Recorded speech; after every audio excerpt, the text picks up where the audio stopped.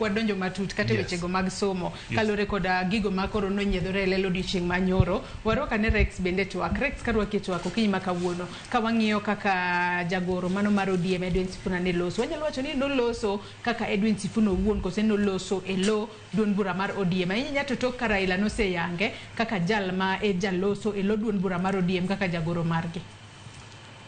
Joyce, erokamano ahinya.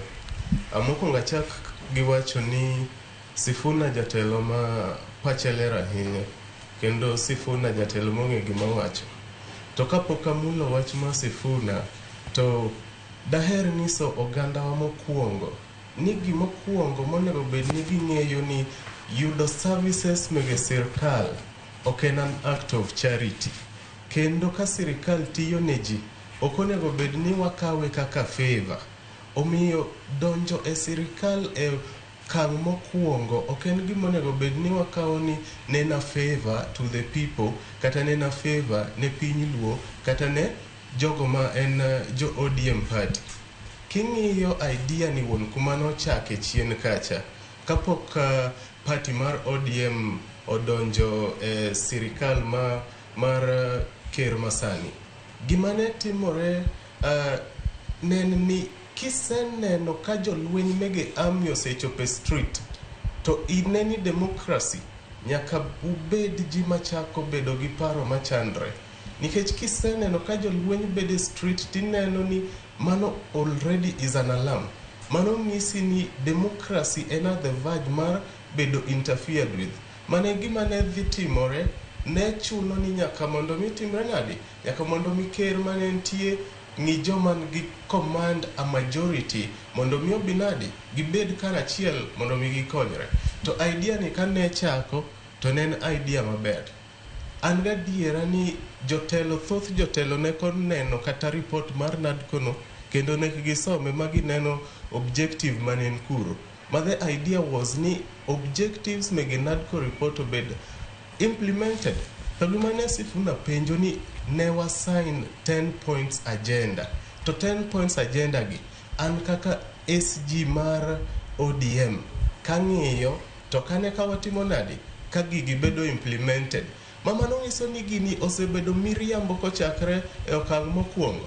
Ang'eyo ni one of the things ma ji nyalo bedo kawacho ni oyo koro wane sirkal. Yes, wane sirkal, lakini kata ka wane sirkal kanyo, ok onego bed ni waling' sama gik maricho timore, nikech ok en an act of favor. Wane sirkal nikech constitution wacho ni sirkal moro amora onego bed ni timore nadi, tiyo ne jopiny. Omiyo gik mane Sifuna wacho nen points malong'o ahinya. Kendo jatelo ber, jatelo makaneno ka gimoro dhi marach, to wacho ni gini tok dhi marach, ta iye noko dhi marach.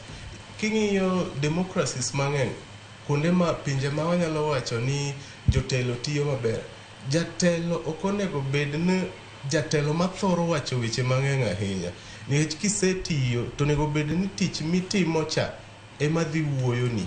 To ka wane piny ma podi wa struggle gi shida mane wachako wacho kinde mane pod Kenya ni colonial era ma pod wawacho shida mar education, health. Ni jatelo wuok to wacho ni apayo ndara, ni koro ndara en achievement. Magi gik mane wachako wacho chon.